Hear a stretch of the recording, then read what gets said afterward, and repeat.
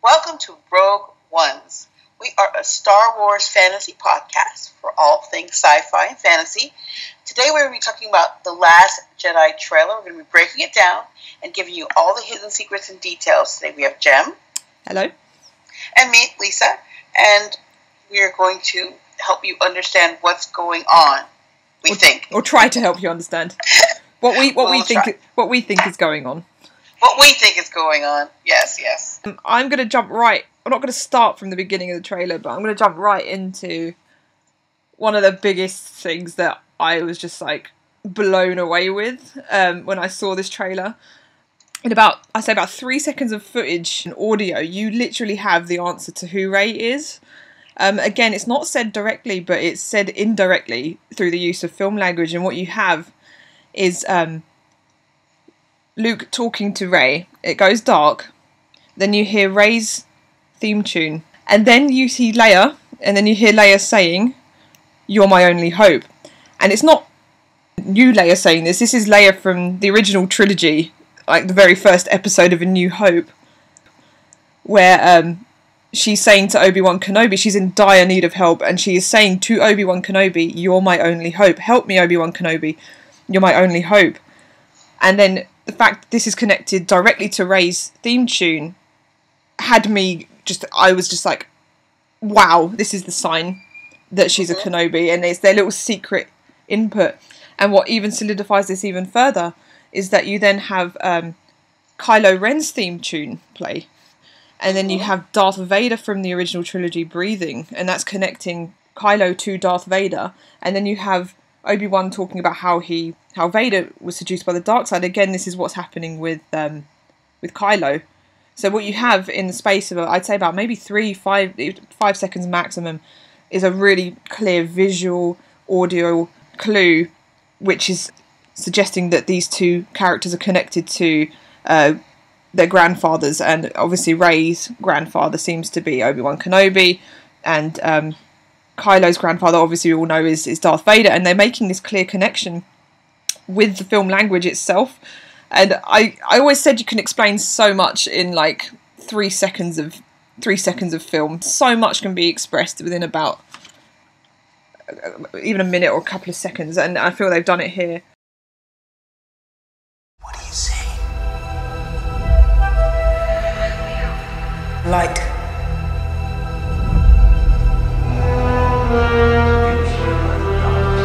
Darkness. The second I heard this, I was like, this is over. It's over. Like, you know damn well who she is when you hear that. Lisa, why else would they bring in a line that specifically is towards Obi-Wan Kenobi in the original trilogy and connect it to Rey? Why do you think they would do that? Like, what other reason could there be?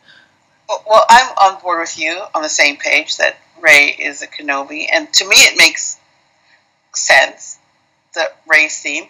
I've even heard another vlogcaster say that before you hear Rey's theme and "Help Me, Obi-Wan Kenobi," when you first start, you see the stars and it starts to descend down, that you hear the music when Obi-Wan's being introduced in A New Hope. There's like da, da, da, da, what? Okay, so I had to have a look myself at these two scenes to see what Lisa was talking about here, and it's right. It is literally the same music you hear when Obi-Wan Kenobi is first introduced in A New Hope. Originally, Element 7, another YouTube blogger, noticed this, so I just took a bit of a closer look. I've broken down the music that you hear, which matches the music that you hear when Obi-Wan Kenobi is introduced to us. So let's take a listen.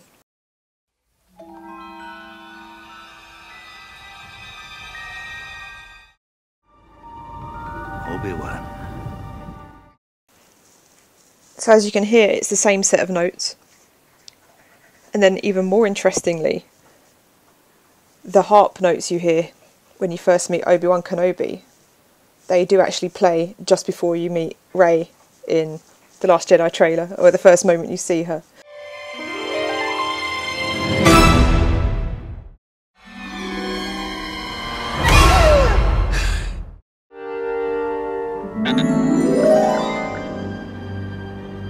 Hello there. I find it very interesting that the very first moment that you ever see Obi Wan Kenobi has the exact same music as you hear in the Last Jedi trailer, just before we see Rey. And if she's a nobody, if she's a Skywalker, if she's a Palpatine, there's absolutely no need to contemplate even adding the exact same set of notes that you hear when you very first meet Obi Wan Kenobi in the Star Wars saga. And even more interestingly, I was always quite interested with the choice of shot where her hand goes down, boom, like this. She seems to be, and it could be a bit of a stretch here, but she seems to be in the same stance as Obi Wan Kenobi is when he's leaning over Luke and he's got his right hand on Luke's head. Now, this is a theme here which we're going to talk about a bit later in this podcast, but Rey, I believe Rey is the healer to the Skywalkers. She's the one that's going to bring Luke out of his daze, and here she's got the exact same stance, same positioning as Obi-Wan Kenobi when he's bringing Luke out of his knocked out state. So yeah, we'll get back to the podcast now. I just thought I'd share that with you guys. I think she's a Kenobi, and to me this is really clear, but let's give you some devil's argument. Just for right, yeah. I was going to say, yeah. Just for goofs. It connects Rey to Leia, meaning that Rey's a solo. I've heard that argument. Really? I've heard that it means nothing at all. Okay. So those are my, and that, you know, Rey's still a Skywalker, or Rey's a nobody, and it really doesn't mean anything at all. Deny way, just a river. Here's the real, the most literal argument besides Kenobi, is that Rey is a representative of the light side, like Obi-Wan and Leia. She is. I wouldn't even deny that. She is. Yeah, but not related to Kenobi, just a representative of the light side. But then they would not be bringing in something, drag something up, which specifically signifies the fact they mention Obi-Wan's name is my problem. Why would you do that unless they're related? I know. Because what makes it so is that it's paralleled with Kylo and his grandfather. It doesn't make sense it does not make sense to make it about Kylo and his grandfather and Rey as just somebody who's on the light side team.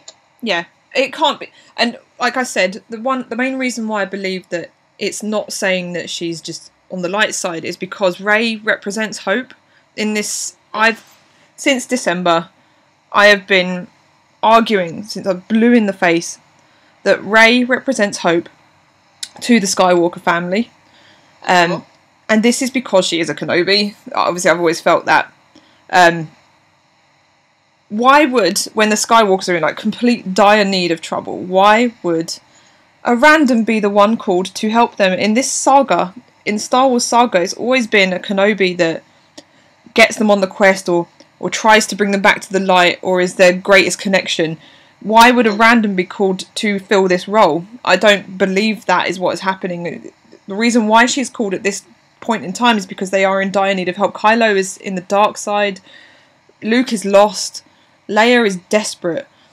This would be the perfect time for a Kenobi, or a descendant of Kenobi, to make their entrance and get the Skywalker family back on track again. And this is what's happening in The Force Awakens. That's why she's called. And then it's solidified in this trailer, connecting her specifically with Obi-Wan and Leia's theme of Obi-Wan signifying hope to her. And it's connecting to Rey. So why would they do these three things? If she was a nobody or if she was just the light side of the Force, there's absolutely no need to connect her to Obi-Wan in that moment. She could have just said light and dark, but no. They bring Obi-Wan. I think what happened was that you nailed the plot of the sequel trilogy and other people saw a different plot. So why would you need a random? If you see Kylo as the main subject, the main Skywalker, then you could have this random person who's going against Kylo, descendant of legends, and this just a scavenger, you know, as a contrast. That's not the story. And the Last Jedi poster makes it clear what the story is. There's these two Skywalkers and Leia. So I think people identified Rey random if the focus was Kylo. Yeah. that's not just the focus. No, it's the whole Skywalker family. Kylo and Leia, the Skywalker, the whole family. So, and I think that's because you nailed what the real deal was. The real deal plot. What was really going on besides, First Order versus the Rebellion, the Republic. I mean, all that's going on. There's this bigger drama in the universe going on. In the meantime, we have this family drama. It's broken. The family's broken. Mm-hmm. It's completely shattered and broken. And you have this poster. It's got Rey in the start. Right, okay, fair enough. People that think she's Luke's daughter. She's in the exact same stance as Luke in A New Hope poster. Exactly. Is it A New Hope with the saber in his hands? Like, oh, he's got it in the air. And but right. It's going to be difficult for me to explain this. I hope I get it across as I want to get it across. But that saber has never signified the same thing as it did to Luke when Rey is holding it. It's always signified, since the end of The Force Awakens, it's always signified the key to get Luke back onto the quest. That is what that saber represents to Rey. And I think Daisy solidified this recently when she said... I think she was at Star Wars Celebration, and she was just talking about that ending scene, and she says, I think it was along the lines of, she's now got to go and save the galaxy by giving Luke this thing. And by thing, she means the lightsaber. That is not indicating, to me, in regards to the saga, that she is a Skywalker. It's not indicating that she's a random. And the reason why is because giving this thing to Luke to save the galaxy is what Obi Wan Kenobi did in A New Hope. And that is not a random trait. That is not a Luke Skywalker trait. That is a Kenobi trait. Daisy feels that the ending answered... She said this as well recently. She feels that the ending answered who she is, and she's surprised that people didn't get it. I can say, honestly, I am in the same boat as her. I always have been. When I left the theater, I wasn't thinking about what her lineage was, per se. Yeah. It didn't... I don't know, that wasn't what I was thinking about. I was thinking about more what implications were for the next movie. But after, I looked into it and sat down and watched all of them, to me it occurs, if you watch everything in sequence, that she's a Kenobi, because it's the missing piece. Because if The Force Awakens is a pastiche, it's missing everything but a Kenobi. Uh-huh. But they're there the whole time. Everything from every Star Wars movie in there. Literally everything. Uh-huh. In one big salad. That's why people say it's a rehash. But the tomato's missing. Everything's in there except Obi Wan Kenobi. Literally everything is in there except Obi-Wan. It's there. It's there. The descendant is there, but people don't see it. That's what I've always felt as well. Like, she's under your nose the entire time. And in the most important moment in her life, Kenobi makes his appearance and tells her these are her first steps. Mm-hmm. And he talks directly to her in the vision sequence. He's the only one that's speaking directly to her. And he appears like he's missing. He's missing. You have his little you have his doppelganger running around in the form of Rey, in terms of like being called to adventure from solitary life. She starts solitary. She's definitely missing from that movie. Yes, but watch everything in order. She is filling the role. You feel it more. Yeah. If you watch like from episode 1 through episode 6, mm-hmm. and then you put that movie in, you start to realize right away, but where's Obi Wan Kenobi? Exactly. He's kind of not here. It's it's very striking. Yeah. And very cleverly done by JJ. Very, very good. Yeah, I agree. But let's talk about some of the images. Yes, sorry. Yeah, let's get back to it. Back to the trailer. Images itself. What do we see? We see Rey kneeling and trying to catch her breath. I'm not sure what that means. What do you think it means? It's similar to how someone else brought this up. I didn't notice this, but it's similar to how the Force Awakens trailer starts. And it's like boom, and then heavy breathing, and then that's how Finn. That's how Finn was introduced in the Force Awakens trailer. It's just it's very similar. It's totally pacing. ring composition. I know some people hate that word. Yeah. I've been told by a very smart young lady that it's all a hoax, this ring composition. But it's very clear that somebody has done a very great side-by-side comparison of the Force Awakens teaser trailer and this one. And you see Finn rising and catching his breath. And in good ring composition, she's falling and catching her breath. Yeah. Reverse. Yeah. So I'm not sure if it's from a vision. I heard somebody say Luke was force choking her. I don't know. Maybe, I don't know. I can't see that happening. I think she's just jumped down from somewhere. She's been running. She's training. That's it. You think she's training? Yeah, she's sweating, immediately right? I thought, yeah, training. She's training. I hope so. I don't want Luke to choke her. It's interesting how they keep bringing in this drawing of breath. It's like kind of awakening into who you're supposed to be. Like Finn was a stormtrooper, and suddenly he's awake, and he's come to his senses, and he you know, that's who he's supposed to be, is someone that's not a stormtrooper. Rey is coming awake. She's training to be whatever she's meant to be. She's not going to be a scavenger anymore. And I think in the third teaser, it wouldn't surprise me if you see Kylo on his deathbed, waking up, catching his breath. That's my guess. It's going to be Kylo. I'll probably be right. We'll go back to this recording. Yeah. Right? Watch the trailer. And then you also see a shot of Rey standing in front of this ocean in the dark a little bit. I don't know what she's thinking about. Thinking, how the fuck am I going to get off this island? Or I can't swim because I've been raised on a desert. Yes, I've never seen water before. What is this? Exactly. And then you also see her floating rocks, little pebbles. Oh, I love that shot. Me too. That's a beautiful stolen from Superman, by the way. Is it? I think so. That's a beautiful shot. It is a beautiful shot. It's quite incredible. Yeah, it makes you goosebumps. Yeah, I think it's. I can't wait to see that. But and then during of course the race theme and Help Me Obi Wan, you see Leia with her Darth Vader hairdo. People are saying that her hair looks like Darth Vader. So yeah, this is again, someone did this side by side comparison. It's actually similar to the shot where Kylo Ren is looking out of the Star Destroyer. Is that what it is?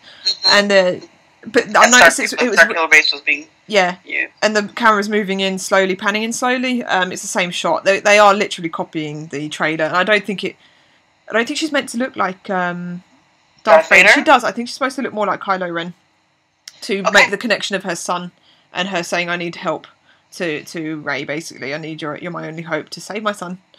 That's what that's trying to convey there. But also notice that it's very calm blue, and when it's behind Kylo, the camera's coming from behind Kylo, so it's red. Again, that's showing Rey is sort of in the calmer sense of stuff, and Kylo is obviously not so calm. He's red. He's angry. And Rey says light. Light, dark. You hear Leia say, "Help me, Obi-Wan." Yeah. And then it fades, and then Rey says firmly, "Light."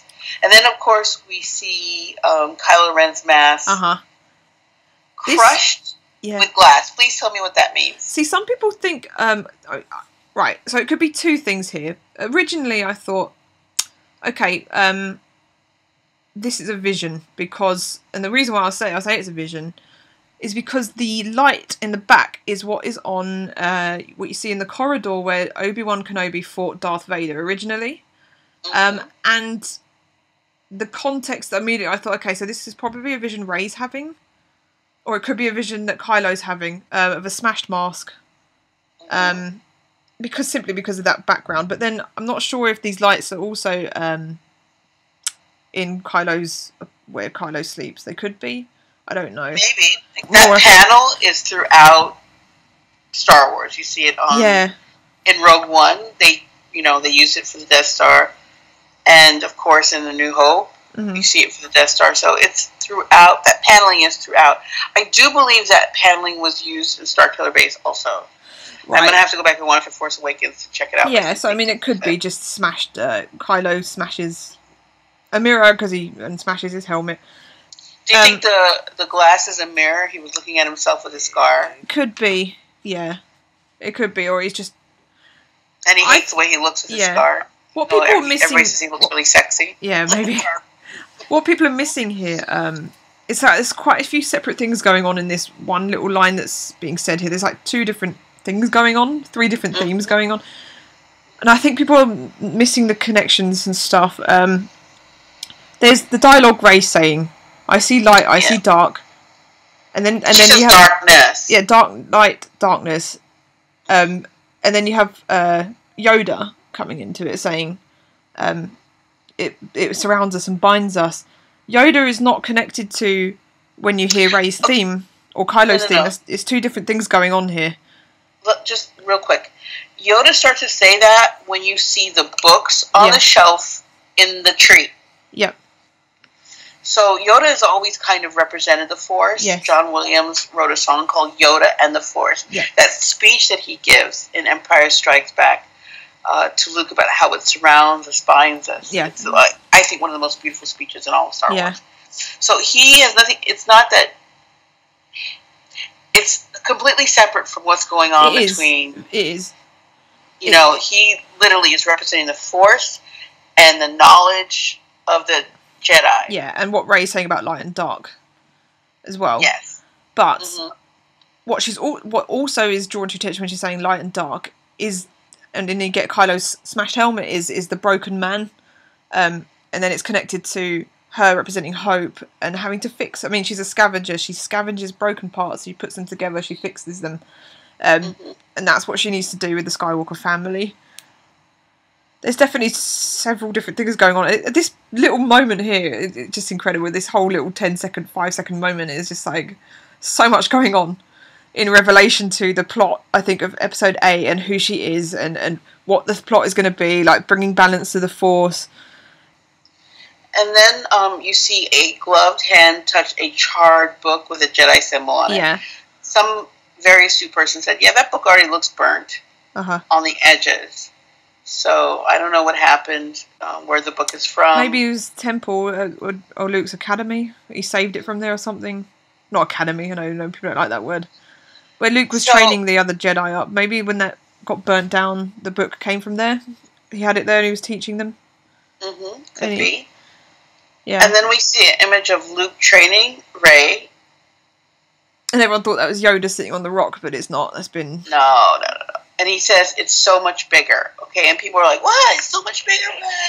All right. So if you go back to the prequels, there's a distinct difference between the living Force and the cosmic Force. So when they say that it's bigger, I think Luke is talking about the cosmic Force.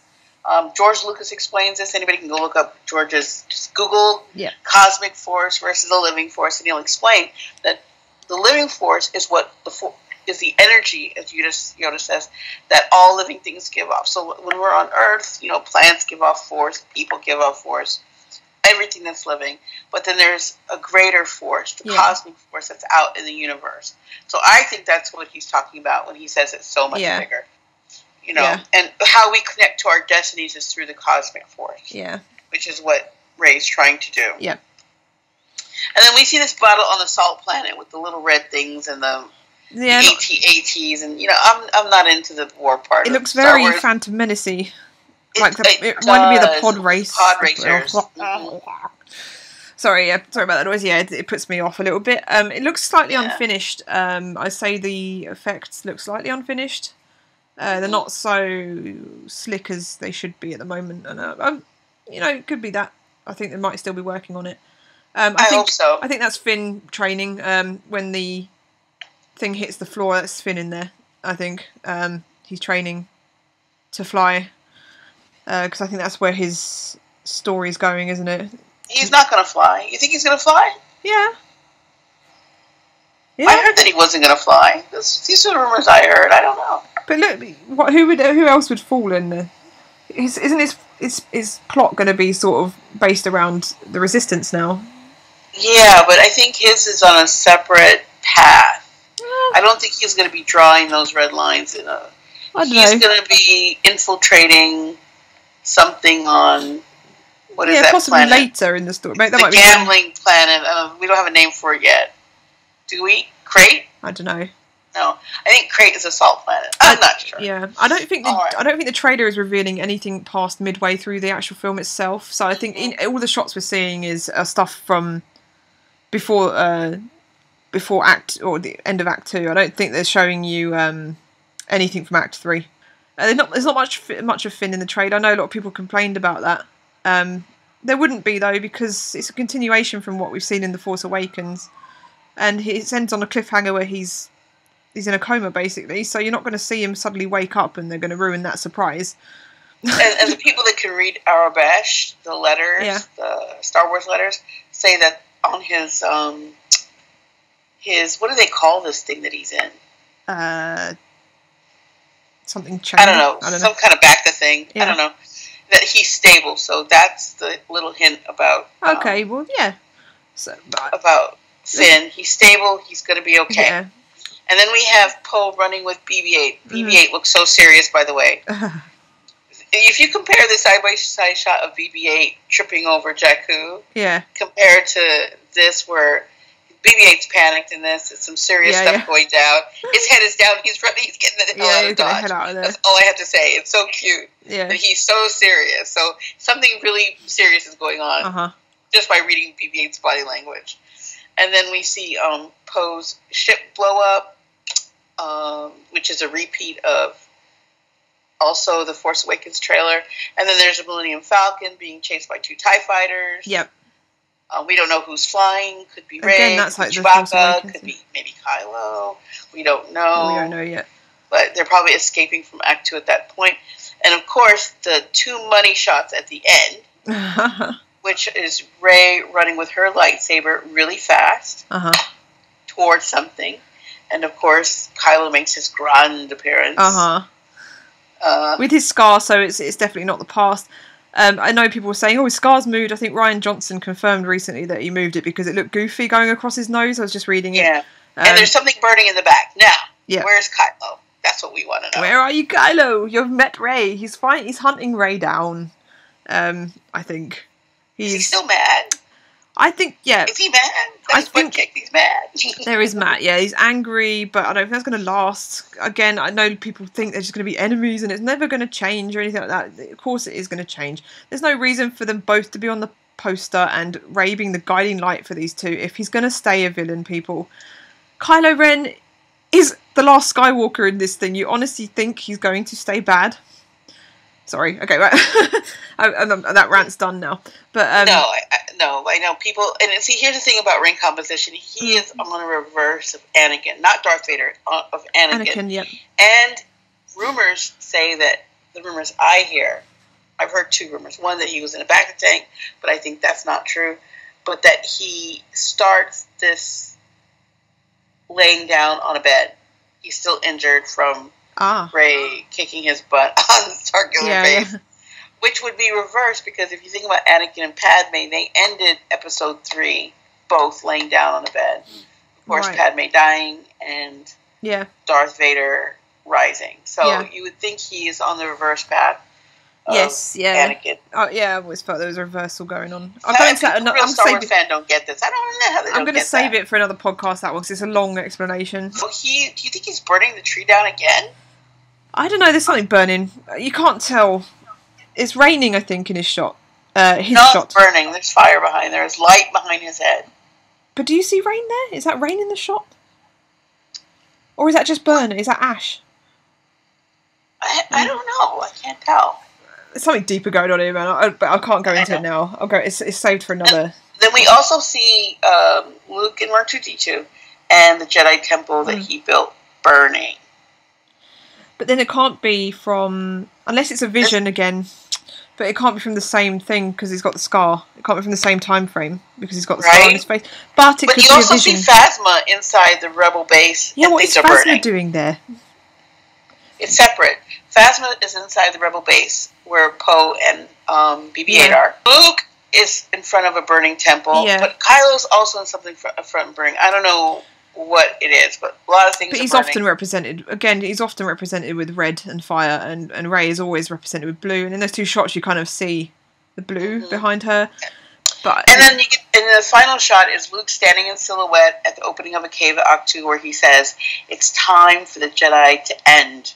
All right, Jen, do tell us what you think that means. I don't think it means what everyone's really worrying about. I don't think Jedi's going to end completely. I think it's a rebirth of the definition of Jedi. It's going to be a new kind of way of looking at the Force and way of embracing the Force. It's not going to be completely light or dark, as they brought out at the beginning, light and dark balance. It's about finding the balance in this and finding a kind of an area where you're in between. That's what I've always kind of felt with it. It can't continue as completely black and white like originally it did. It needs to be... People are much more interested in characters that are more three-dimensional and have good and bad sides to them. This is why they're making Kylo so conflicted. This is why Luke is conflicted. This is why Rey is conflicted, because it's much more interesting viewing than the hero, the villain. There's good, there's bad. I don't think they're going to continue. I think they're trying to broaden it in the sense that they're trying to make it about like a new variation of Jedi. I know Pablo's saying, I don't know what a Grey Jedi is. Well, maybe it's because they're not using the term Grey Jedi. But the original term for Jedi was the Jedi Bendu. Mm. And in the Rebels cartoon, the Bendu says he's the one in the middle. Right. So maybe they'll be named Jedi Bendu. I don't know. Yeah, the one in the middle. I also, like I said, I don't think the trailer is showing you anything past midway through the film. So this is Luke's crisis as well. It's not his end. It's his beginning and crisis. It's not going to be how it's like, oh, the Jedi are gone forever. No, he's going to find a new balance and embrace that balance, I think. That's just my 2 cents on it. What about you? I don't think the Jedi are going to end, because he's shown training Rey to be a Jedi. In the trailer, I think people make too much of it. Yeah. Will they be transformed into something else? The Jedi Bendu? I don't know.